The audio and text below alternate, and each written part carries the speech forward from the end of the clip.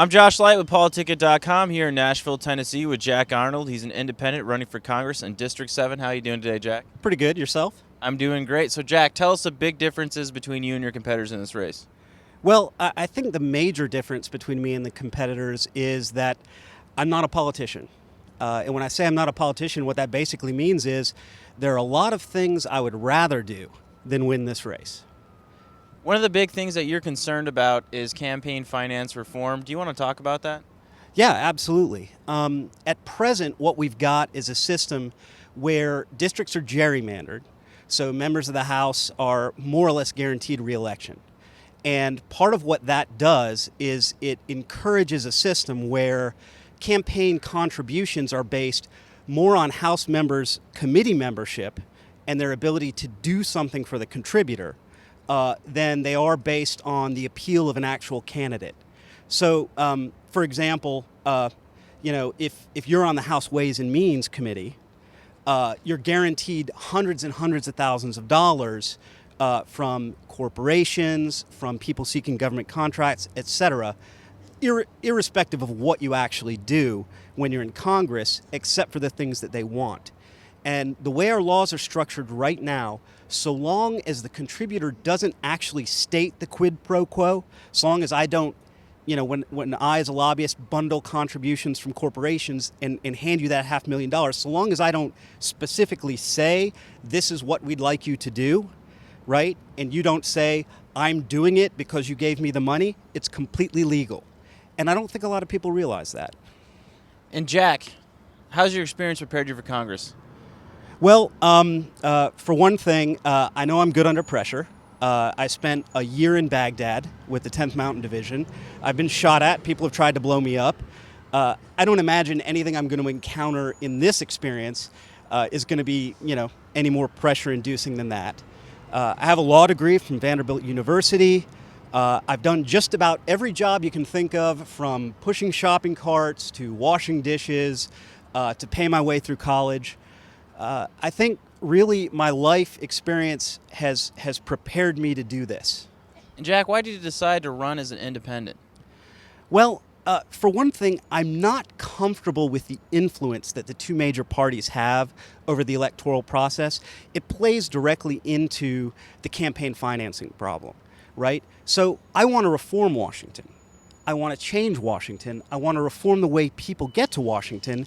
And I don't think that's a very convincing message if I come stamped with the brand of one of the two major parties that controls Washington. So this, for me, was a deliberate choice to run as an independent, because I think the two parties have come to see beating one another as more important than doing what's right. And I'm not comfortable with that outlook. I don't think it's the right outlook. I would rather be honest. I would rather be able to look myself in the mirror in the morning. I would rather be able to sleep well at night and give a good accounting to my creator at the end of days than win this race. And for that reason, I'm running as an independent. One of the things that our viewers are concerned about is the freedom of the internet. Did you support SOPA? No. In fact, it was one of the straws that broke the proverbial camel's back for me in deciding to run for Congress, right? Even if internet piracy was this, problem that they presented it to be, right? What SOPA represented was one more shift of money from taxpayers who can ill afford it to major corporations who are all flush with cash, right? So for 200 years, copyright and patent law has been enforced by the holders of the copyright, the holders of the patents, right, in civil court.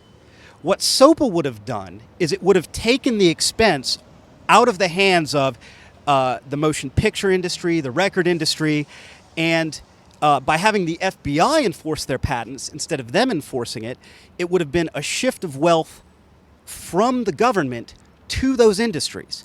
Now that's insane because the government's beyond broke and all those industries are flush with cash.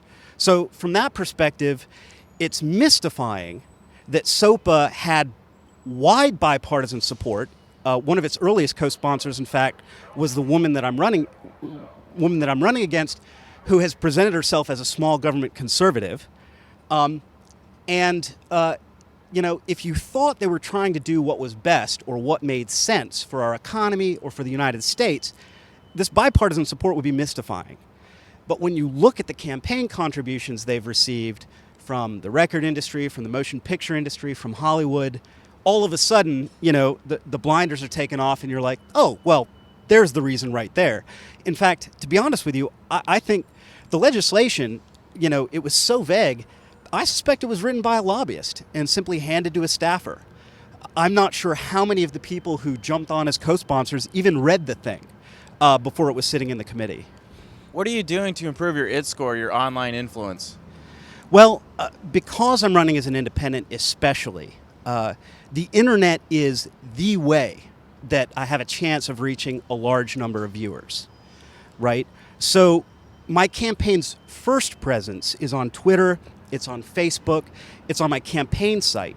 And everything we do out in public, whether it's handing a card to a voter or putting up a yard sign or a bumper sticker, everything points back to the campaign website, right? Everything points back to the video that we have on YouTube, right? So really, the internet is the warm center around which the campaign coalesces. And everything is done with an eye towards increasing our impact on the internet. How's your campaign going right now? Pretty well, I think. I mean, we don't necessarily have enough campaign money to do any polling, but our internet presence is strong. I've had a lot of positive support from constituents when I go out in the district. Most people are pretty fed up. As soon as they find out I'm an independent, they're more than willing to support me. And then once they find out I'm a veteran, they're even more willing to support me. So I think we're doing pretty well. And I think at the end of this, win or lose, what you're going to see is a blueprint for other citizens to do this in the future. This isn't my job goal. This isn't my end of the day career.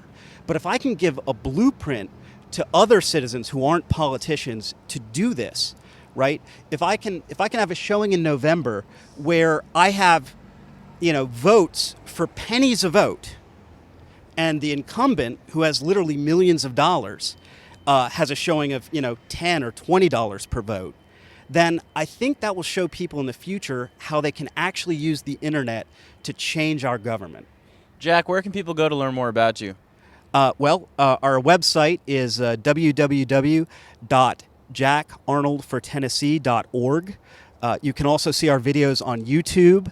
Our Facebook page is Jack Todd Arnold, and any of these will redirect you to the others. Thanks, Jack. Thank you very much. Thank you for this opportunity to chat.